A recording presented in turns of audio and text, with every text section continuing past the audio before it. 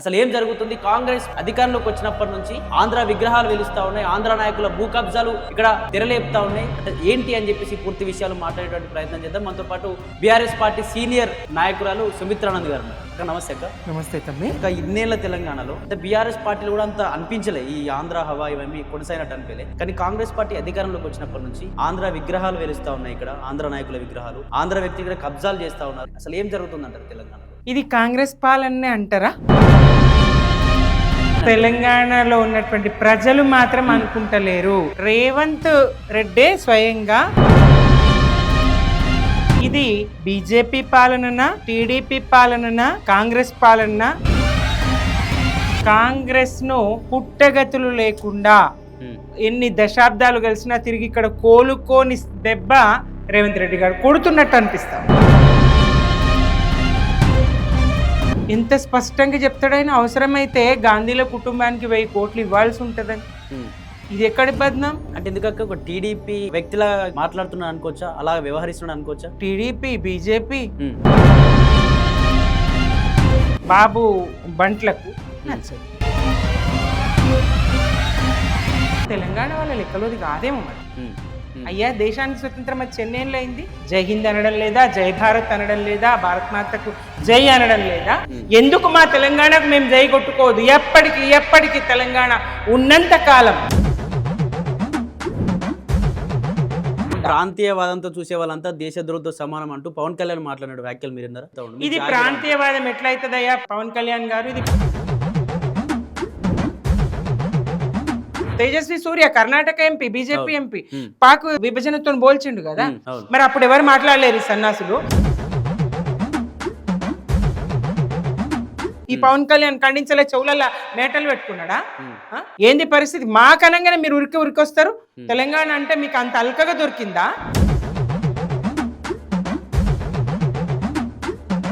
గద్దర్కు బుల్లెట్లు తగిలినప్పుడు మీరు అంత ఎటువేరు, మరి నా దగ్గరికి వస్తే నేను ఒక కారు ఇప్పించాను, నేను ఆరోగ్య పరిస్థితులు చూసుకున్నా, నా దగ్గర ఉన్న బుల్లెట్లు తగిలినప్పుడు అని పవన్ కళ్యాణ్ అంటారు. గద్దర్కు మీ పార్ట్నరు, మీ భాగస్వామి పవన్ కళ్యాణ్ కూడా ఇది బరాబర్ తెలంగాణ కూడా మా జాగిరే, మేము బరాబర్ ఇక్కడ పోటీ చేస్తాం, మీ ఎవడాప్తారో చూస్తాం అంటూ కూడా ఆ రోజు ఒక ప్రోగ్రామ్ కూడా పెట్టబోయిండు. జూన్ 2 నాడు తెలంగాణ రాష్ట్ర ఆవిర్భావ దినోత్సవం రోజు మేము మీ పాలనొద్దు మొర్రో అనే కదా పోరాడింది. మీ పాలనొద్దు మొర్రో అని మా బిడ్డలు ఎస్ మా అయ్య జాగిరే ప్రతి ఒక్క తెలంగాణ బిడ్డ గర్వంగా చెప్తారు. వాళ్ళు ఉత్తుతగానైనా చెప్పిన మాట కట్టుబట్టలతో ఎలగొట్టిరని మీ ఒంటి మీద గుడ్డలు ఇప్పదీసి ఉరికిచ్చే పరిస్థితి తెచ్చుకోవద్దు. రేవంత్ రెడ్డి గారి భాషలో చెప్తున్నాను. ఎంత కోపం, ఎంత ఆగ్రహం, ఎంత బాధ, ఎంత దుఃఖం. తెలంగాణ వచ్చినా మాకు అసలు ఏం జరగట్లేదు, మళ్ళీ మా అవే బతుకులు అయిపోతున్నాయి, మళ్ళీ తెలంగాణ ఉద్యమం రాబోతుంది అంటూ కూడా వాళ్ళు రోడ్లపైన విలపిస్తున్న పరిస్థితులు చూస్తా ఉన్నాం. మళ్ళీ ఒక ఉద్యమం రాబోతుంది అంటే ఇన్ని బలిదానాలు సాధించుకున్న తెలంగాణ వృధానేనా? ఈ కాంగ్రెస్ పాలనలో వృధా అన్నట్టే ఉన్నది. 2 లక్షల ఉద్యోగాలు ఏడాది లోపల భర్తీ చేస్తామని చెప్పి, అంతకుముందు పరిస్థితి ఎట్లా ఉంటుండే తెలంగాణలో? నెత్తురు వారందెన్నడో నా తెలంగాణ పల్లెలో. బీజేపీ మోదీ ప్రభుత్వము బడే బాయ్ చోటే బాయ్ బంధం కొనసాగుతా ఉన్నది. ఒక్క ఇటుక వేర్చిండ్రా, ఒక్క ఇల్లు కట్టి ఇల్లు ఊడుస్తున్నారు కదా. మీ మిత్రులది, మీ మంత్రులది ఇల్లు అట్లనే ఉంటాయి. ప్రజల గూళ్ళు చెరిపేసి, ప్రజల్ని రోడ్డు మీద వేసి దేవుడికి గుళ్ళు కడతా అంటే మానవ సేవనే మాధవ సేవ కదా. నమస్తే, welcome to plus TV Telangana. Telangana సాధించి 12 ఏళ్ళు గడుస్తున్నా ఇప్పటికీ తెలంగాణ అస్తిత్వం కోసం నా జాగిరి నీ జాగిరి అంటూ పెద్ద ఎత్తున నినాదాలు వినిపిస్తూ ఉన్నాయి. మరోవైపు ఉద్యమకారులంతా కూడా మళ్ళీ రోడ్లు ఎక్కుతా ఉన్నారు. మళ్ళీ ఆంధ్ర పెత్తందారులంతా కూడా తెలంగాణకు రాబోతా ఉన్నారు. మళ్ళీ తెలంగాణని ఆంధ్ర కట్టబెట్టేటువంటి కుట్ర కూడా జరగబోతుంది అంటూ కూడా కొందరు మేధావులు మాట్లాడుతూ ఉన్నారు, ఉద్యమకారులు మాట్లాడుతూ ఉన్నారు. అసలు ఏం జరుగుతుంది? కాంగ్రెస్ అధికారంలోకి వచ్చినప్పటి నుంచి ఆంధ్ర విగ్రహాలు వెలుస్తూ ఉన్నాయి, ఆంధ్ర నాయకుల భూ కబ్జాలు ఇక్కడ తెరలేపుతా ఉన్నాయి. అంటే ఏంటి అని చెప్పేసి పూర్తి విషయాలు మాట్లాడేటువంటి ప్రయత్నం చేద్దాం. మనతో పాటు బీఆర్ఎస్ పార్టీ సీనియర్ నాయకురాలు సుమిత్రానంద్ గారు ఉన్నారు. అక్క నమస్తే. అక్క నమస్తే తమ్మి. ఎట్లా ఉన్నారు అక్క? బాగుంది. ఇంకా మీరు కూడా చూస్తున్నారు, మీకు కూడా ఈ కాంగ్రెస్ వచ్చినప్పటి నుంచి మీకు కూడా ఐడియా వస్తుంది అసలు కాంగ్రెస్లో ఏం జరుగుతుంది ఏంటి అని. వీడియో చూస్తున్నాక ఇన్నేళ్ళ తెలంగాణలో అంటే బీఆర్ఎస్ పార్టీలు కూడా అంత అనిపించలే, ఈ ఆంధ్ర హవా ఇవన్నీ కొనసాగినట్టు అనిపించలే. కానీ కాంగ్రెస్ పార్టీ అధికారంలోకి వచ్చినప్పటి నుంచి ఆంధ్ర విగ్రహాలు వెలుస్తూ ఉన్నాయి, ఇక్కడ ఆంధ్ర నాయకుల విగ్రహాలు, ఆంధ్ర వ్యక్తులు ఇక్కడ కబ్జాలు చేస్తూ ఉన్నారు. డైరెక్ట్గా ఎంపీ రమేష్ లాంటి వ్యక్తులే వచ్చి ఇది నా భూమి అంటూ బంజారాహిల్స్లో గొడవలు పెట్టేటువంటి పరిస్థితులు కనిపిస్తున్నాయి. అసలు ఏం జరుగుతుందంటారు తెలంగాణలో? మిమ్మల్ని ప్రశ్న అడుగుతున్నాను, ఇది కాంగ్రెస్ పాలనే అంటారా? అంటే రేవంత్ చేస్తున్నటువంటి పాలన, రేవంత్ సీఎం గా కొనసాగుతున్నటువంటి ఈ ప్రభుత్వము కాంగ్రెస్ ప్రభుత్వం అంటారా? అంటే కాంగ్రెస్ చేదు గుర్తునే గెలిచింది కాబట్టి కాంగ్రెస్ పాలన. తెలంగాణలో ఉన్నటువంటి ప్రజలు మాత్రం అనుకుంటలేరు. రేవంత్ రెడ్డే స్వయంగా కాంగ్రెస్ ను బొందబెట్టే పని చేస్తూ ఉన్నాడు. ఇది బీజేపీ పాలననా, టీడీపీ పాలననా, మరి కాంగ్రెస్ పాలన అర్థం కాని అయోమయ పరిస్థితిలో రాష్ట్రం ఉన్నది. స్పష్టంగా ఒకటి మాత్రం తెలుస్తుంది, కాంగ్రెస్ ను పుట్టగతులు లేకుండా ఎన్ని దశాబ్దాలు కలిసినా తిరిగి ఇక్కడ కోలుకోని దెబ్బ రేవంత్ రెడ్డి గారు కొడుతున్నట్టు అనిపిస్తా ఉంది. ఆ స్థాయి ఈయన పదే పదే రేవంత్ రెడ్డి గారు మాట్లాడుతూ ఇతర పార్టీలను ఉద్దేశించి, ప్రధానంగా మా బీఆర్ఎస్ను ఉద్దేశించి ఇన్ని మీటర్ల గోయిదవ్వి, అన్ని కిలోమీటర్ల గోయిదవ్వి పూడ్చి పెడతా, పాతి పెడతా అంటాడు కదా. కానీ ఆయన నిజంగా చేస్తున్నది ఏంటంటే కాంగ్రెస్ ను పూడ్చి పెడతా ఉన్నాడు. ఎంత అంటే భూమి అంచుల వరకు, చివరి వరకు తవ్వి, ఈయన కిలోమీటర్ల లెక్కలు చెప్పలేను కానీ భూమి చివరి వరకు, పాతాళం వరకు గోయిదవ్వి కాంగ్రెస్ ను తిరిగి జన్మలో కోలుకోని విధంగా పూడ్చిపెడతా ఉన్నాడు, పైకి రాని విధంగా జరుగుతున్న పాలన అది. ఇక్కడ ఆయన ఏం చేస్తా ఉన్నాడంటే, నేను ఒక వ్యూహాత్మకంగా వ్యవహరిస్తున్నా అనుకుంటున్నాడు. ప్రజలే మెడ్డిగుడ్డోళ్ళు కాదు.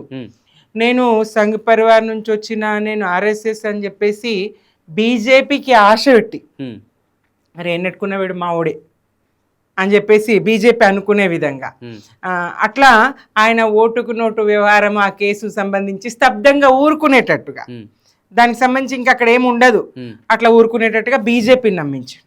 ఎప్పటికన్నా మన వైపు వస్తాడు, కాంగ్రెస్ ను దెబ్బ కొడతాడు. ఎందుకంటే బీజేపీ నైజం ఏంటి, షిండేలను తయారు చేస్తుంది. గతంలో బీఆర్ఎస్ అధికారంలో ఉన్నప్పుడు 100కు పైగా 106 మాకు ఉన్నప్పుడు కూడా ఏమన్నారు, షిండేలు ఉన్నారు పార్టీలో, షిండేలు ఉన్నారని మమ్మల్ని హెచ్చరించిండ్రు. వాళ్లకు 4 సీట్లు లేనప్పుడు మమ్మల్ని బెదిరించిండ్రు. మరి ఇప్పుడు అనరు, రేవంత్ రెడ్డికి షిండేలు ఉన్నారని హెచ్చరిక చేయరు. ఎందుకంటే రేవంత్ రెడ్డే కాంగ్రెస్ లో షిండే కాబట్టి, ఇక వేరే ముఖ్యమంత్రి వేరే ఉంటేనేమో షిండేలు ఉన్నారని చెప్పేది బీజేపీ. రేవంత్ రెడ్డే షిండే కాబట్టి ఇక్కడ షిండేలు ఉన్నారని హెచ్చరిక రేవంత్ రెడ్డికి ఎట్లా చేస్తుంది, బీజేపీ చెయ్యదు. ఒకటి అట్లా. ఇక రెండవది, ఇటు కాంగ్రెస్కు ప్రత్యామ్నాయం లేదు అనే స్థాయిలో కాంగ్రెస్ను వాళ్ళని నమ్మించగలిగి, ఇంకొకటి ఎటు చేజారిపోతాడు. ఈ రేవంత్ రెడ్డిని పక్కన పెడితే, రేవంత్ రెడ్డిని తప్పిస్తే ఎక్కడ చేజారి బీజేపీ వైపు వెళ్తాడు అన్నటువంటి వాళ్ళను భయపెట్టి నిలువరించే ప్రయత్నం. కర్ణాటకలో మారినా తెలంగాణలో మారరు. ఎందుకు? అసలు ఏడాదికో ముఖ్యమంత్రి మార్చే చరిత్ర ఉన్నటువంటి కాంగ్రెస్ 2.5 సంవత్సరాలైనా ఎన్ని తప్పులున్నా కొనసాగిస్తూనే ఉన్నారు. ఎందుకంటే ఇది ఎక్కడ చేజారి అటువైపు వెళ్తాడో, చీలికి ఎక్కడ తీసుకొస్తాడో అని చెప్పేసి కాంగ్రెస్ భయం. ఎవరన్నా పార్టీని బజార్లో వేసుకుంటారా? ఎంత స్పష్టంగా చెప్తాడైనా, అవసరమైతే గాంధీల కుటుంబానికి 1000 కోట్లు ఇవ్వాల్సి ఉంటుందని. ఇది ఎక్కడి బద్నాం? మాంసం తింటారని ఎవరైనా ఎముకల మెడల్ వేసుకొని తిరుగుతారా? నిజంగా పార్టీ ఫండ్ మీరు ఇస్తారు, వాళ్ళు తీసుకుంటారు, కేరళకు మోస్తారు, ఎక్కడ ఎన్నికలు ఉంటే అక్కడికి మోస్తారు, అది తెలిసిన విషయమే. కానీ ఓపెన్ గా పార్టీకే ఇస్తున్నా అని చెప్తున్నాడు అంటే, గాంధీల కుటుంబానికి ఇస్తున్నా అని చెప్తున్నాడు అంటే అర్థమవుతుంది కదా ఏ స్థాయిలో పార్టీని బ్లేమ్ చేసే పరిస్థితులు ఎక్కడున్నాయో. అట్లాగే మంత్రుల మీద, సహచర మంత్రుల మీద రోజొకరి మీద ఒక రకమైన కుట్ర, రోజొకరిని బజార్లు వేసేటువంటి ప్రయత్నం, రోజొకరిని ఒక కుంభకోణం బయటకు తెచ్చే ప్రయత్నం. ఇట్లా దీన్ని బట్టే ప్రజలకు స్పష్టంగా అర్థమవుతా ఉన్నది. ఎక్కడ చూసినా ఇదే చర్చ. మనం ఎవరో తెలియని చోటికి పోయి నిలబడ్డా నలుగురు అదే మాట్లాడుకునే పరిస్థితి ఇప్పుడు తెలంగాణలో ఉంది. అంటే ఎందుకంటే ఒక టీడీపీ వ్యక్తిలా ఇక్కడ మాట్లాడుతున్నాడు అనుకోవచ్చా, అలా వ్యవహరిస్తున్నాడు అనుకోవచ్చా? టీడీపీ, బీజేపీ ఏదైనా అనుకోవచ్చు. కాంగ్రెస్ అయితే అనుకోవడానికి లేదన్నట్టు పరిస్థితి ఉన్నది. ఎందుకంటే ఇక్కడ ఆ క్వశ్చన్ ఎందుకు రేజ్ ఏంటంటే మీనాక్షి నటరాజన్ ఒక గాంధేయవాది అని చెప్పి కాంగ్రెస్ వాళ్ళే మాట్లాడుతూ ఉంటారు. ఆమె గురించి హిస్టరీ చూసినా కూడా ఇక్కడ కూడా మచ్చ ఉండదు ఆమెకు. కానీ తెలంగాణలో ఒక కేసు ఏందని చెప్పేసి తెలంగాణ వ్యక్తులే పోయి బీజేపీ వాళ్ళకి చెప్పడం, అలాగే షబ్బీర్ అలీ విషయంలో కూడా ఇన్వాల్వ్ అవ్వడం, మహేష్ కుమార్ గౌడ్ టీపీసీసీ కిందనే చైర్ కిందనే మంటలు పెట్టి ఇవన్నీ కాంగ్రెస్ పార్టీలోనే కనిపిస్తున్నాయి. ఎందుకు అసలు ఇదంతా ఏం జరుగుతున్నట్టు అసలు స్పష్టంగా అర్థమవుతుంది కదా. మీనాక్షి నటరాజన్ ఈ రోజుల్లో అట్లాంటి గాంధేయవాది ఇంకొకరు ఉన్నట్టు ఎవరికి కనిపించదు. అంత నిరాడంబరంగా ఆ స్థాయి రాజకీయ ప్రాబల్యం కలిగి ఉండి కూడా ఒక రాష్ట్రానికి వ్యవహారాల ఇన్ఛార్జిగా ఉండగలిగినటువంటి తాను ఎంత నిరాడంబరంగా ఉంటది ప్రజలంతా గమనిస్తాను, చూస్తా ఉన్నారు. ఇంకొకటి, ఆమె ఇక్కడ రేవంత్ రెడ్డి గారు ప్రభుత్వం ఏదైతే ప్రజా వ్యతిరేక విధానాలకు పాల్పడుతున్నారో కొంత హెచ్చరిక చేసినట్టు ఈ హైడ్రా కూల్చివేతలు, పేదలను హింసించే తీరు ఇట్లాంటి అంశంలో ఆమె హెచ్చరించినట్టు వినపడింది. ఇంకా ఆ క్రమంలో ఈయన ఏం పెట్టుకున్నాడో తెలియదు. మరి స్పష్టంగా ఆ మధ్యప్రదేశ్ మంత్రి గారే స్వయంగా చెప్పిండ్రు కదా, ఈ రాష్ట్రం నుంచే మాకు వివరాలు అందినాయని, ఈ రాష్ట్రం నుంచే మాకు ఉప్పందిందని క్లియర్ గా చెప్పిండు. ఇక ఈయన ఎవరు పార్టీ పిసిసి అధ్యక్షులు మహేష్ కుమార్ గౌడ్ గారు ఈ వ్యవహారమై రేవంత్ రెడ్డి గారు విచారణ చేస్తున్నారు అంటాడు. మీనాక్షి నటరాజన్ ఏదైతే నామినేషన్ తిరస్కరణకు గురైందో దానికి సంబంధించి ఎవరు వివరాలు అందించిండ్రో, ఎవరు పార్టీకి ద్రోహం చేసిండ్రో, పార్టీలో ఎవరు అక్కడికి చేరవేసిండ్రో విచారణ చేపట్టిండ్రు రేవంత్ రెడ్డి గారు అంటారు. మహేష్ కుమార్ గౌడ్ గారు మీరేం చెప్తున్నారు? మీరు ఒక జడ్జి, ఇక్కడ పిసిసి ప్రెసిడెంట్, పార్టీ వ్యవహారాలకు సంబంధించి మీరు ఏదైతే విచారణ చేపట్టాలో మీరు విచారణ చేపట్టకుండా మరి హంతకున్నే తీర్పు ఇవ్వమని చెప్పినట్టున్నది. హంతకున్నే తీర్పు ఇవ్వమని చెప్పినట్టున్నది. ఎక్కడ న్యాయం ఇది? మీరు కదా విచారణ చేపట్టాలి. ఎవరు రేవంత్ రెడ్డి మీదనే అనుమానం ఉంటే రేవంత్ రెడ్డి ఎట్లా విచారణ చేస్తారు? ఎంతవరకు సమంజసం అది? ఇది ఎక్కడ న్యాయం?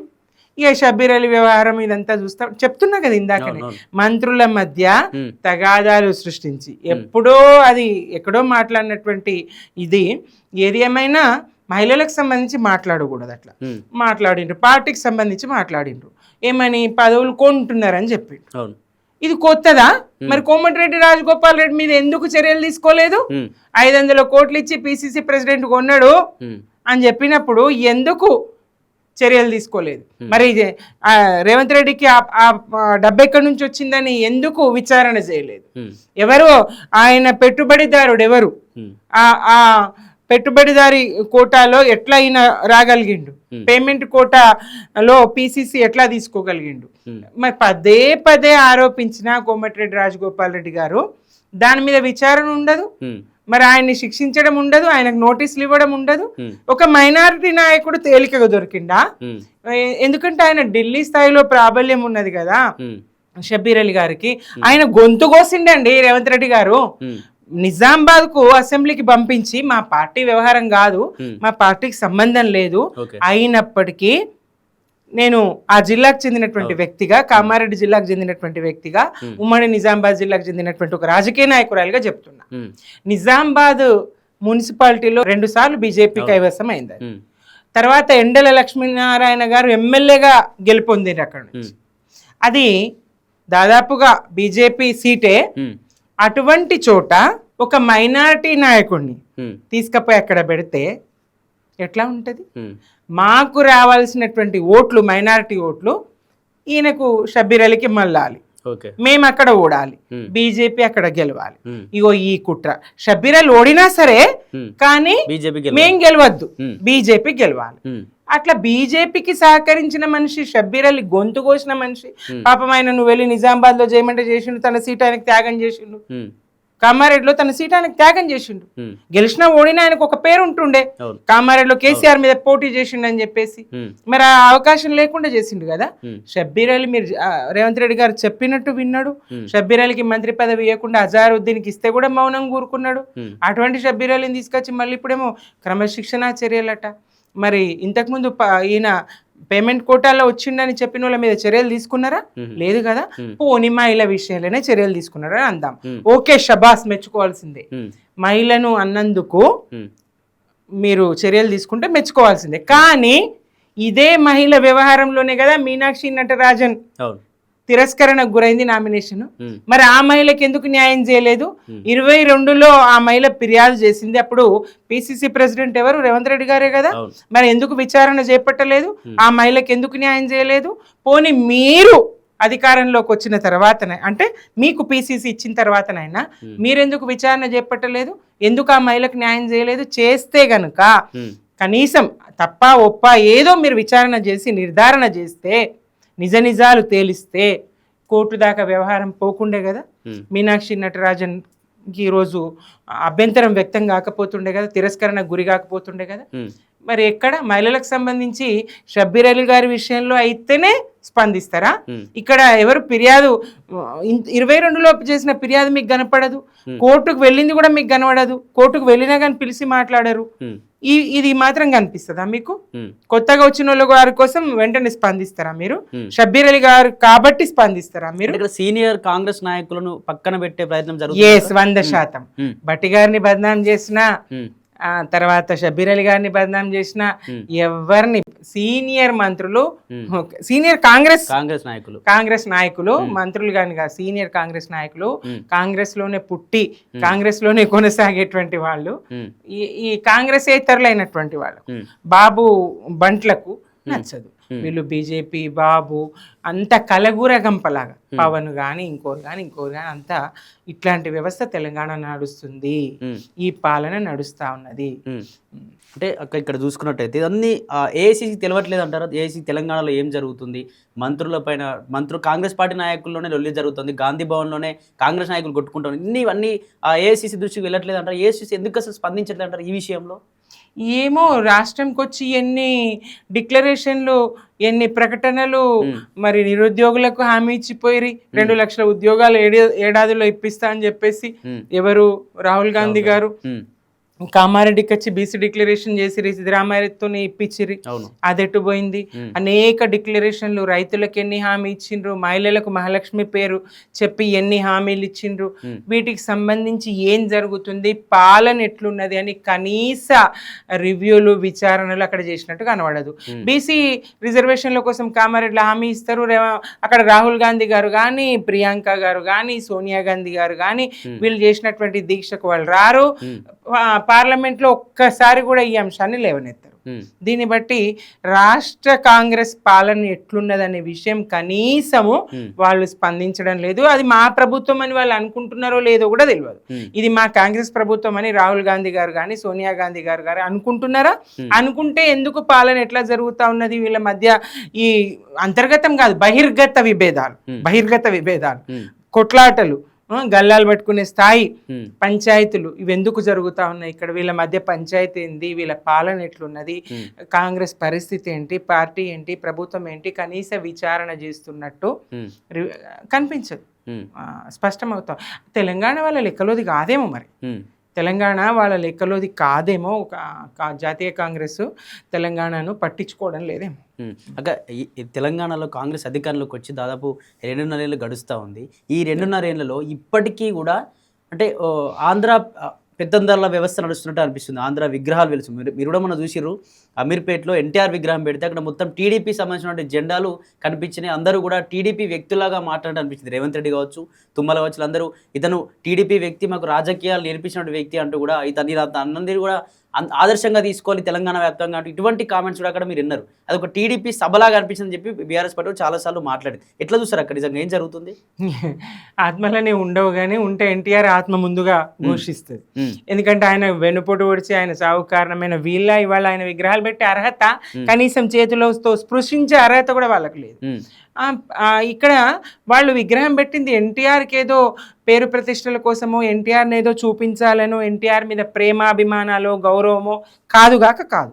వాళ్ళకు ఒక్కటే, చంద్రబాబును మళ్ళీ తెలంగాణలోకి తీసుకురావాలి.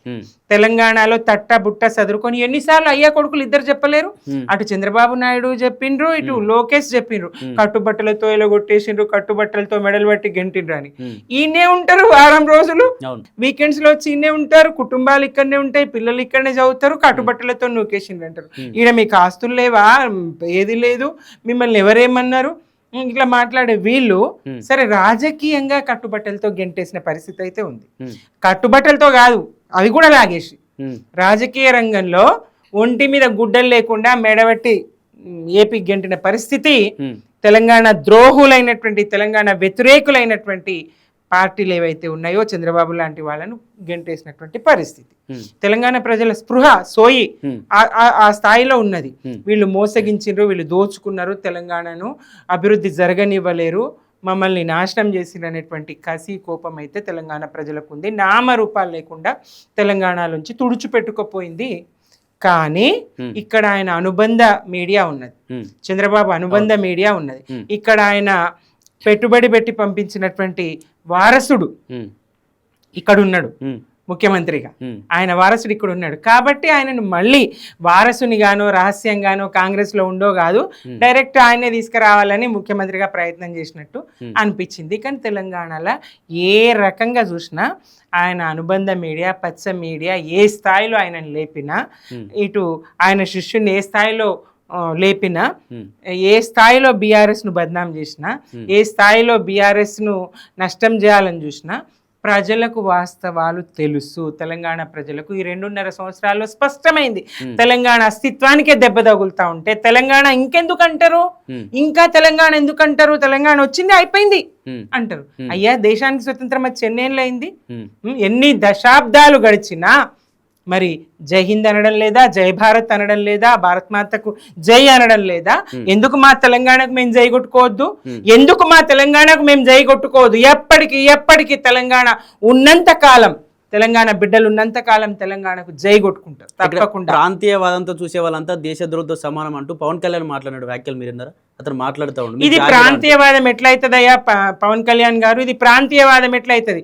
మా అస్తిత్వం, మా ఉనికి, మా జై తెలంగాణ, మేము మా నినాదం ఇది ప్రాంతీయవాదంగానే కాదు. అవును, బీజేపీ మాటలు ఈయన మాట్లాడతాడు, ఆయన అననే అన్నాడు కదా. మొన్న ఎవరు Tejasvi Surya Karnataka MP, BJP MP, Pak విభజనతో పోల్చిండు కదా, ఇండియా పాక్ విభజనతో పోల్చిండు కదా. మరి అప్పుడు ఎవరు మాట్లాడలేరు ఈ సన్నాసులు? అట్లెట్లయితదిరా? తెలంగాణ భారత్ లో భూభాగము, అంతర్భాగము, ఈ దేశంలో ఒక రాష్ట్రము, ఎట్లా మాట్లాడతావని ఎవరు ఖండించలే? ఈ పవన్ కళ్యాణ్ ఖండించలే? చెవులల్లా మేటలు పెట్టుకున్నాడా? ఏంది పరిస్థితి? మాకనంగానే మీరు ఉరికొస్తారు. తెలంగాణ అంటే మీకు అంత అల్కగా దొరికిందా? ఇప్పుడు మీ వాడున్నాడు ఇక్కడ గద్దె మీద అనుకొని మీరు ఇక్కడ జ్వరబడతామంటే తెలంగాణ వాళ్ళు ఊరుకోరు. తెలంగాణ ప్రజలకు ఆ సోయి ఉన్నది. మీరేంటి, ఎన్నడయ్యా మీరు మా తెలంగాణ గురించి మాట్లాడింది? ఎన్నడయ్యా మా ఉద్యమానికి మీరు సహకరించింది? అవమానించారు కదా. 11 రోజులు ఉపాసం ఉన్నా అంటివి కదయ్యా పవన్ కళ్యాణ్ గారు. 11 రోజులు తెలంగాణ ప్రకటన వచ్చిన తర్వాత అన్నం ముట్టుకోలేనని చెప్పినోనివి నువ్వు తెలంగాణ గురించి మాట్లాడు. తెలంగాణ ఉద్యమకాలు, తెలంగాణ ప్రాంతీయవాదంతో జై తెలంగాణ అంటూ గుండెలు తరుముకుంటున్న ప్రతి ఒక్కరు గద్దర్కు బుల్లెట్లు తగిలినప్పుడు మీరు అంత ఎటువేరు? మరి నా దగ్గరికి వస్తే నేను ఒక కారు ఇప్పించాను, నేను ఆరోగ్య పరిస్థితులు చూసుకున్నా, నా దగ్గర ఉన్న బుల్లెట్లు తగిలినప్పుడు అని పవన్ కళ్యాణ్ అంటున్నారు. గద్దర్కు మీ పార్ట్నరు, మీ భాగస్వామి, మీ ముఖ్యమంత్రి చంద్రబాబు నాయుడు హయాంలో ఎవరు కాల్చిండ్రు, ఎవరు కాల్పించిండ్రు? చంద్రబాబు నాయుడు కాదా? ఆయన ప్రభుత్వం కాదా? ఎవరి పాలనలో ప్రజలకు రక్షణ లేకుండా పోయింది? గద్దర్ లాంటి వాళ్లకు రక్షణ లేకుండా పోయింది. ఎవరి బుల్లెట్లు అవి? ఎవరి ప్రభుత్వపు బుల్లెట్లు అవి? ప్రజలకు తెలియదా? నువ్వు ఎక్కడున్నావు అప్పుడు? అసలు పవన్ కళ్యాణ్ గారు గద్దర్కు బుల్లెట్లు తగిలినప్పుడు తెలంగాణ ఎంత తల్లడిల్లిందో మీరేం చూసిండ్రు? మీరెక్కడున్నారు? తెలంగాణ కాదు, యావత్తు దేశం ఇటువైపు ఒక్కసారి చూసింది. తుల్లి పడ్డది దుఃఖం, బాధ. ఆయన బతకాలని కోటి దండాలు పెట్టుకున్నారు. ఎవరి విశ్వాసాలు వాళ్ళవి. గద్దరు తెలంగాణ కాపాడుకున్నది.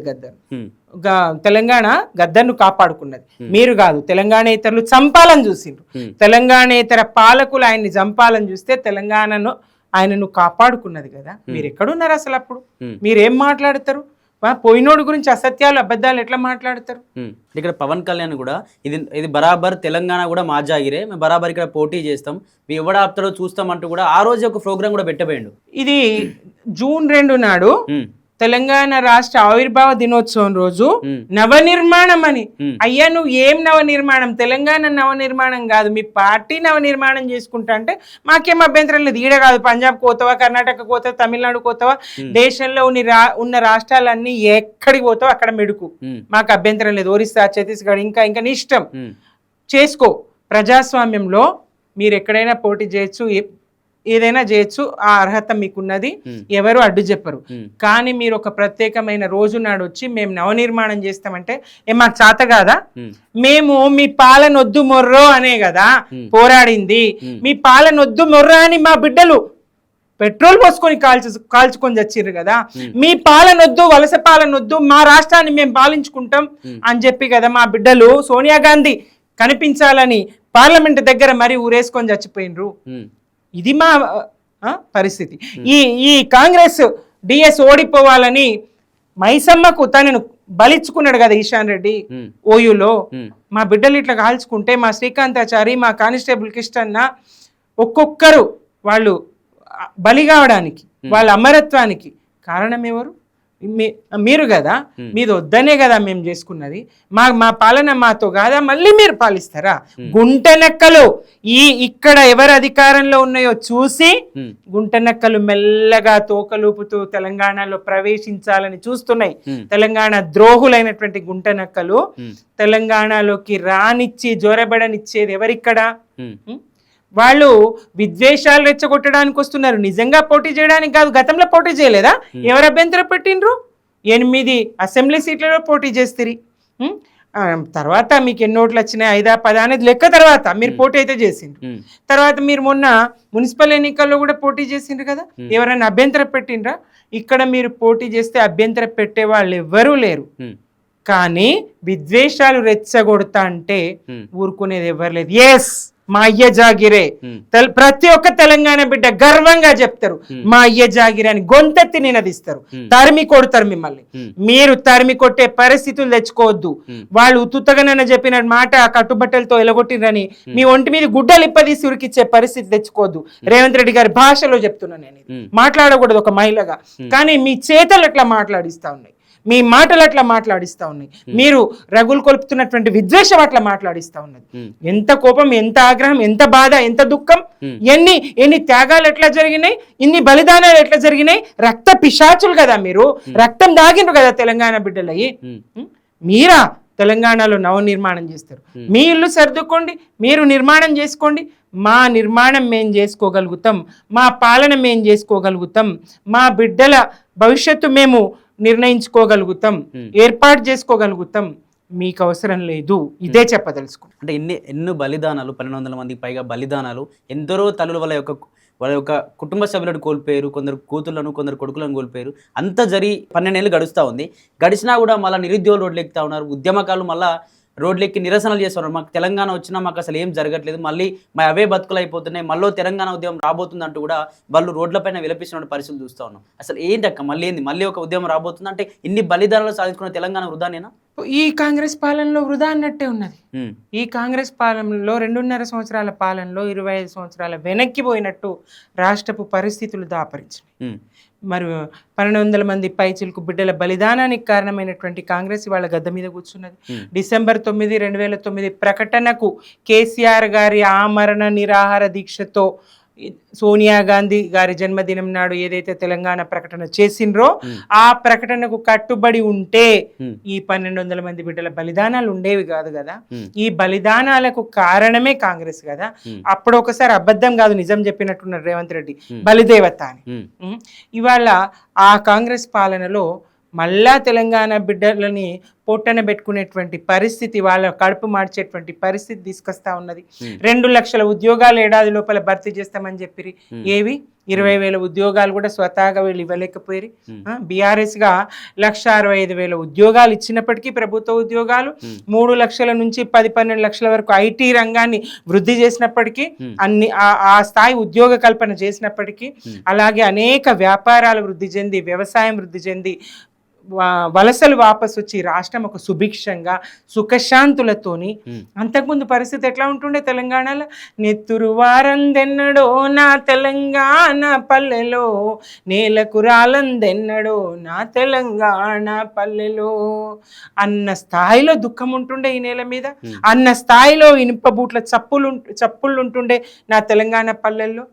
అటువంటి పరిస్థితులు లేకుండా పోయినాయి కదా, ఎన్కౌంటర్లు లేకుండా పోయినాయి కదా. వేదన ఒక్క నూనోగో మీసాల ఔషి పిల్లగాడు పోరడు ఊర్లలో ఉంటే ఒట్టు అట్లాంటి పరిస్థితులు నాడుండే. వాడు ఒక ప్రశ్న ఇస్తే నక్సలైట్ ఎదురు కాల్పులు. మరి ఈ ప్రభుత్వంతో ఎవడొచ్చి ప్రశ్నించకున్నా అన్నలకు అన్నం పెట్టినవనో మరో కారణం చూపించో ఎప్పుడు ఎన్కౌంటర్ చేస్తారో ఎదురు కాల్పుల్లో చంపేస్తారో అని చెప్పేసి యువత అంతా దుబాయ్ బాట పట్టేసారు, గల్ఫ్ దేశాల బాట పట్టిరు. తెలంగాణలో ఇంటింటికి గోరటెంకన దుఃఖం. ఇంట్లో దీపం పెట్టే ముసలి తల్లిదండ్రికి కంట్రోలు బియ్యము ఖర్చులకు వంపేరు. ఇల్లు శోకాలతో తెలంగాణ తెల్లవారుతుందిరా. అట్లాంటి పరిస్థితి ఉండే కదా తెలంగాణలో. అదంతా పోయింది కదా 10 సంవత్సరాల కేసీఆర్ గారి పాలనలో. ఏదైతే కోరుకున్నామో, ఏదైతే ఆకాంక్షను సారు దగ్గరుండి పాటగా రూపొందించారో అందశ్రీ గారి జై జై తెలంగాణ. గోదావరి కృష్ణమ్మలు మన బీళ్లకు మల్లాలే, పచ్చని మాగాణాల్లో పసిడి సిరులు పండాలే, సుఖశాంతుల తెలంగాణ సుభిక్షంగా ఉండాలే, స్వరాష్ట్రమై తెలంగాణ స్వర్ణయుగం కావాలి. జై తెలంగాణ, జై జై తెలంగాణ, జయ జయ హే తెలంగాణ జననీ జయ కేతనం, ముకోటి గొంతుకలు ఒక్కటైన చేతనం. అట్లాంటి ఆ సుఖశాంతుల తెలంగాణ సాధ్యమైంది కదా, ఆ సుభిక్షమైన తెలంగాణ సాధ్యమైంది కదా. తలాపున వారి సుక్కనీళ్ళు ఇవ్వని తెలంగాణ, గోదారమ్మ తెలంగాణను గొడ్రాలిని చేసిపోయిందమ్మ, అమ్మ తెలంగాణమా ఆకలి కేకల గానమా అని గద్దర్ విలపించే కదా. ఆ గోదారమ్మ చుక్క నీళ్ళు ఇయ్యని గోదారమ్మ నీళ్లను ఎత్తి ఎక్కడో కాళేశ్వరంలో పోసి మరి ప్రపంచ ప్రఖ్యాత ప్రాజెక్ట్ నిర్మాణం చేసి చెరువులన్నీ పూడికలు తీసి వాగులు వంకలన్నింటినీ పునరుద్ధరింపజేసి చెక్ డ్యాంల నిర్మాణం చేసి 24 గంటల విద్యుత్తు ఇచ్చి రైతులకు ఎంత చక్కటి పాలన, ఎంత చల్లటి పాలన. ఏమాయ్ 2.5 సంవత్సరాల్లో కరువు తాండవించే పరిస్థితి. కరువు కాదు, ఏ రకంగా కరువు అంటే ప్రభుత్వం ఏదైతే రైతులకు ఎండబెడతా ఉన్నదో రైతన్నకు కరువులాగానే ఉంది. పంట వండి కరువు, కాలం గాక కరువు కాదు ఇది. సర్కారు కక్షపూరితంగా వ్యవహరించడంతో, కాంగ్రెస్ సర్కారు కక్షపూరితంగా వ్యవహరించడంతో రైతులకు కరువు వచ్చినట్టే ఉన్నది, పంట వండి కూడా కరువు వచ్చినట్టే. నువ్వు యాసంగి వడ్లకు బోనస్ ఇవ్వకపోతేవి, పండిన పంటను సకాలంలో కొనకపోతేవి, ఎరువులు ఇవ్వకపోతేవి, రైతు భరోసా ఇవ్వకపోతేవి, అరకొర రుణమాఫీ చేస్తేవి. ఏ రకంగా చూసినా మరి ఇప్పుడు అయితే 9 గంటల కరెంటే. ఏ రకంగా చూసినా రైతును ముప్పు తిప్పలు పెట్టిన పాలన అనేది. కరువు కాదు వాళ్లకు, కాలం అయి కూడా కరువే అన్నట్టు రైతుల పరిస్థితి ఉన్నది. మీరు మాట్లాడుతూ పాట పాడుతూ చాలా ఎమోషనల్ అయిపోతున్నారు. అంటే గుర్తొచ్చాక ఉద్యమాలు, వీళ్ళు మాట్లాడే మాటలు. ఉద్యమంలో 2000 ఎక్కడి నుంచి ఉన్నదాన్ని అవమానాలు ఎట్లుంటాయి, ఆంధ్ర వలస పాలకులై మా భాషను ఎట్లా హీనం చేసిండ్రు, మా బతుకులను ఎట్లా ఆగం చేసిండ్రు చూసిన వాళ్ళు. మా మాటను అవహేళన చేసినటువంటి సందర్భాలు, ఎక్కిరించినటువంటి సందర్భాలు చూసినాం. సినిమాల్లో ఒక విలన్లుగా, ఒక జోకర్లుగా తెలంగాణ ఆడోళ్లను రౌడీ శకుంతలగా చేసి భాషను హీనం చేస్తిరి, బతుకును ఆగం చేస్తిరి. ఎంత దుఃఖం. వాళ్ళ విశ్వనాథ శ్రీశ్రీలకు వాళ్ళ మొక్కని, కానీ దాశరథి కాలోజీలను దాచి పెడితే కుట్ర కాదా, పొమ్మంటే పోవెందుకని గొరటెంకన చెప్పలేదు. ప్రజాకవులందరూ రాయగలిగిన వాళ్ళు రాసిండ్రు, పాడగలిగిన వాళ్ళు పాడిండ్రు, ప్రజలు గొంతెత్తిండ్రు. నిరక్షరాస్యులు, అన్ని వర్గాల ప్రజలు, వ్యవసాయదారులు, మహిళలు, ఒక్కరా ఇద్దరా నేడు తెలంగాణ పోరులో భాగస్వామి కాని తెలంగాణ బిడ్డ లేదు. ఒక్కడుగా కేసీఆర్ బయలుదేరి ప్రజలను నమ్మించి తెలంగాణ సాధ్యమైతుందని చెప్పి తన వెంట పెట్టుకొని కదిలిండు కదా, సాధ్యం చేసిండు కదా తెలంగాణను. మరి 10 సంవత్సరాల్లో స్వయం పాలనతోని అభివృద్ధి చేసి చూపించిండు కదా. సిరులున్న తెలంగాణను మరి సంపద సృష్టించి ప్రజలకు పంచిండు కదా. అబద్ధపు పునాదులతోని, అబద్ధపు ప్రచారంతోని కాంగ్రెస్ అధికారంలోకి వచ్చి అబద్ధపు హామీలతోని, అసలు కాంగ్రెస్ అంటేనే అబద్ధం. ఆ అబద్ధానికి ఇంకా పెద్ద అబద్ధం రేవంత్ రెడ్డి గారు.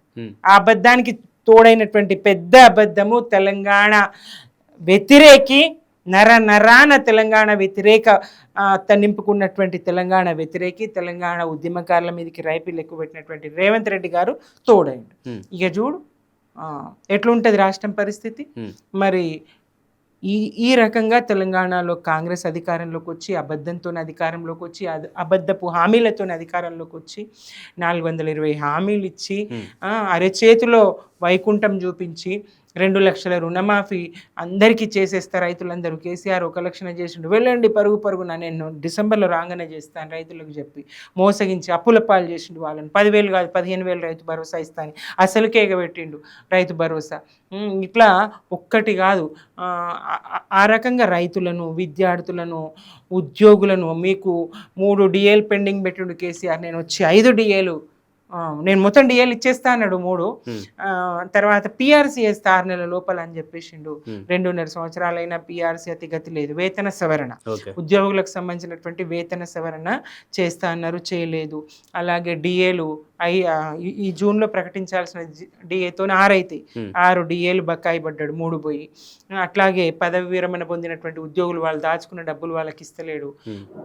విద్యార్థుల ఫీజు రియంబర్స్మెంట్ ఒక్కటి కాదు, తెలంగాణలో ఈ మనిషికి బాకీ లేడు రేవంత్ రెడ్డి అనేది అందరికీ బాకీ పడ్డాడు. ప్రతి పౌరుడికి, అన్ని వర్గాలకు బాకీ పడ్డాడు, ప్రతి పౌరులకు బాకీ పడ్డాడు. ఇది రేవంత్ రెడ్డి పాలన. చివరిగా ఇంటర్వ్యూ ముగించే ముందు లాస్ట్గా ఒకటి మీ సజెషన్ కోరుతాను. ఏంటంటే కొందరు తెలంగాణ వ్యక్తుల చేతుల్లో, కొంత ఆంధ్ర నాయకులు కావచ్చు, ఆంధ్ర పార్టీలకు సంబంధించిన నాయకులు కావచ్చు, తెలంగాణ వ్యక్తుల నుంచి తెలంగాణ ఉద్యమకారుల కంట్లో పొడిపించేటువంటి మాటలు మాట్లాడడం, వాళ్ళ యొక్క కుటుంబాలను తిట్టించేటువంటి కార్యక్రమాలు జరుగుతూ ఉన్నాయి. అటువంటి వాళ్ళకి అంటే వాళ్ళ చేతుల్లో అమ్ముడుపోయి, అంటే వాళ్ళు ఇచ్చే డబ్బులకో లేకపోతే మందుకో ఏదో అమ్ముడుపోయి మన తెలంగాణ వాళ్ళు తిట్టేటువంటి కొంతమంది యువత కూడా ముందుకు వస్తూ ఉన్నారు. అటువంటి వాళ్ళకి మీరు ఏం సజెస్ట్ చేయాలనుకుంటున్నారు, ఏం చెప్పాలనుకుంటున్నారు? అదే కదా మొన్నటి ఎన్నికల్లో కొంత ప్రభావం చూపించింది. చిన్న చితక వాళ్ళ నుంచి అందేటువంటి ఆర్థిక ఇదాని కోసమో, చిన్న వాటి కోసమో లొంగి తెలంగాణ ప్రయోజనాలను పాతరేసినటువంటి కొంతమంది ఒక పిడికెడు మంది చేసినటువంటి విష ప్రచారం, దుష్ప్రచారం, ఇంకా కొంతమంది తెలుసుకున్నారు ఏందనేది, బయటకు వచ్చిండ్రు. ఆ ఇనుప కౌగిల నుంచి కొంతమంది బయటకు వచ్చిండ్రు, ఇంకొంతమంది కొత్తగా ఆ కౌగిల్లో చేరి వాళ్ళు దుష్ప్రచారం చేస్తూనే ఉన్నారు. 9.5 సంవత్సరాల 10 సంవత్సరాల BRS పాలన మీద, ఇంటి పార్టీ మీద వ్యతిరేక ప్రచారం చేస్తూనే ఉన్నారు. రేవంత్ భజన చేస్తూనే ఉన్నారు, తెలంగాణ ద్రోహుల భజన చేస్తూనే ఉన్నారు. వేలు మనదే కన్ను మనదే అన్నట్టు చేస్తా ఉన్నారు. మెజారిటీ ప్రజలు గుర్తించే పరిస్థితి పాలన. మాటలు అప్పుడు విన్నారు, కానీ ఇప్పుడు చేతలు చూస్తా ఉన్నారు కదా. మాటలు కాదు కదా ప్రజలకు కావాల్సింది, చేతలు కదా. ఈ చేతి గుర్తు పార్టీ, ఈ కాంగ్రెస్ పార్టీ మాటలేం చెప్పింది, చేతలేం చేస్తా ఉన్నది, ప్రజలను ఎట్లా ధోకా చేస్తా ఉన్నది, అన్ని వర్గాలను ఎట్లా ధోకా చేస్తా ఉన్నది, ఎవరిని పావులుగా వాడుకుంటున్నది, ఎవరితోని బద్నాం చేయిస్తా ఉన్నది. అన్ని ప్రజలు చాలా విఘ్నులు, ప్రజలు చాలా తెలివిగల వాళ్ళు, వాళ్ళ తీర్పు తప్పకుండా ముందర రాబోతుంది.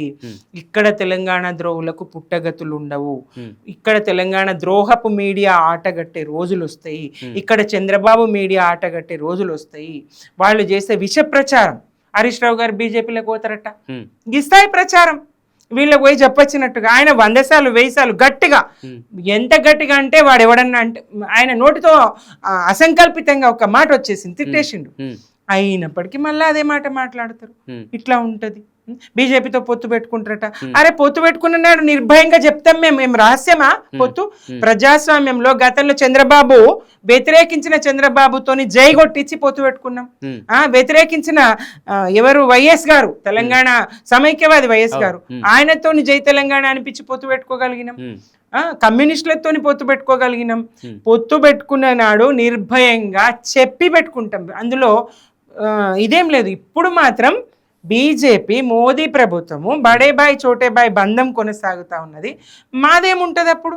మీ బంధం కొనసాగుతూ ఉన్నది, మీరు ఇప్పుడు బాయ్ బాయ్ అనుకుంటా ఉన్నారు.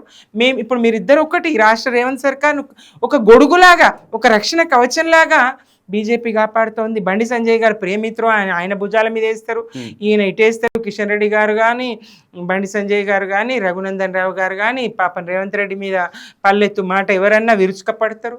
ఆయన్ని కాపాడేది వాళ్ళు. మేము వాళ్ళతో సఖ్యత అంటారు. ఇట్లాంటి ప్రచారం చేసి ప్రజల్ని గందరగోళంలోకి నెట్టే ప్రయత్నం చేస్తారు తప్ప అయినా ప్రజలు విఘ్నులని చెప్తా ఉన్నా కదా. తెలంగాణ ప్రజలు ఇప్పుడు పూర్తి స్పృహతోని సోయితోని ఉన్నారు. ఎవరి వల్ల తెలంగాణ సాధ్యమైంది, ఎవరి వల్ల తెలంగాణ అభివృద్ధి చెందింది. 74,000 కోట్ల రూపాయలు రైతుల అకౌంట్లో ఎవరేసిండ్రు? 96,000 కోట్ల రూపాయలతో కాళేశ్వర నిర్మాణం ఎవరు చేసిండ్రు? 40,000 చెరువుల పూడిక ఎవరు తీసిండ్రు? 1,65,000 ప్రభుత్వ ఉద్యోగాలు ఎవరిచ్చిండ్రు? ఐటీ రంగంలో దాదాపు 7-8 లక్షల ఉద్యోగాలను ఎవరు పెంచగలిగిండ్రు? ఎవరు జిల్లాలు ఏర్పాటు చేయగలిగిండ్రు? రెవెన్యూ డివిజన్లు ఏర్పాటు చేయగలిగిండ్రు? మండల వ్యవస్థను కొత్త మండలాలు ఏర్పాటు చేయగలిగిండ్రు? బంజారాలకు, లంబాడీలకు గ్రామ పంచాయతీలు ఏర్పాటు చేయగలిగిండ్రు? కొత్త గ్రామ పంచాయతీలు ఏర్పాటు చేసి అనేక భవనాలు, రోడ్లు, నిర్మాణాలు, అభివృద్ధి ఏ స్థాయిలో జరిగింది? మరి ఎట్లా కేసీఆర్ గారికి ఇది సాధ్యమైంది? కరోనా లాంటి కష్టకాలంను కూడా ఎట్లా కేసీఆర్ గారు అధిగమించి అభివృద్ధి చేయగలిగిండ్రు? రైతుల అకౌంట్లో టెన్షన్గా రైతు బంధు వేయగలిగిండ్రు, కళ్యాణ లక్ష్మి ఇవ్వగలిగిండ్రు, ఇన్ని 1000కి పైగా గురుకులాలు స్థాపించగలిగిండ్రు. ఎంత అభివృద్ధి కేసీఆర్ గారు చేసి చూపిస్తే, బట్టలు ఆరేసుకోవాలని ఎక్కిరిచిన వాళ్ళకి 24 గంటల కరెంట్ ఇచ్చి చూపిస్తే, రైతులకు ఉచితంగా 24 గంటలు కరెంట్ ఇచ్చినటువంటి ఏకైక రాష్ట్రంగా, ప్రతి ఇంటికి మంచినీళ్ళు ఇచ్చినటువంటి ఏకైక రాష్ట్రంగా తెలంగాణను తీర్చిదిద్దగలిగితే, వైకుంఠధామాలు, పల్లె ప్రకృతి వనాలు, చెత్త బండ్లు, చెత్త ట్రాక్టర్లు ఒక్కటి కాదు కదా. పల్లె ప్రగతి, పట్టణ ప్రగతి కార్యక్రమాలు, అవార్డులు, ఆ స్థాయి అభివృద్ధి చేసింది కేసీఆర్ అని ప్రజలకు తెలియదా? ప్రజలు ఆలోచిస్తారు కదా. మరి వాళ్ళ నిధులు లేవు, అప్పులైనాయి, మేము మితి కడుతున్నాం. 4 లక్షల కోట్లు తీసుకొచ్చి ఏం చేసినావో 4 లెక్కలు చెప్పయ్యా. హైదరాబాద్లో ఒక్క ఇల్లు కట్టిండ్రా? ఒక్క ఇటుక వేర్చిండ్రా? ఒక్క ఇల్లు కట్టిండ్రా? ఇండ్లు ఊడుస్తున్నారు కదా. విధ్వంసం కదా మీ పాలన. మీ మిత్రులది, మీ మంత్రులవి ఇండ్లు అట్లనే ఉంటాయి.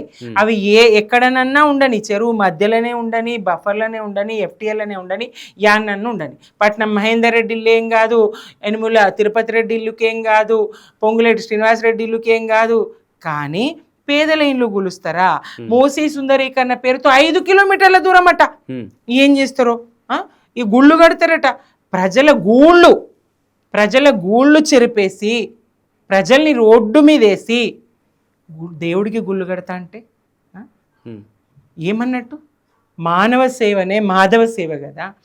మనుషులకు సేవ చేయను. ఒక రాష్ట్రానికి బాధ్యత వహిస్తున్నటువంటి ముఖ్యమంత్రిగా మనుషులకు ఏం చేయగలుగుతావో చెయ్యు. మనుషులను చంపి దేవుడికి గుళ్ళు కడతా అంటే ఏమన్నట్టు? ఎక్కడి పాలన ఇది? రైట్, థ్యాంక్ యూ అక్క. ఇది బీఆర్ఎస్ సీనియర్ లీడర్ సుమిత్రానంద్ గారితో స్పెషల్ ఇంటర్వ్యూ. మరిన్ని అప్డేట్స్ కోసం చూస్తూనే ఉండండి plus TV Telangana. Thank you.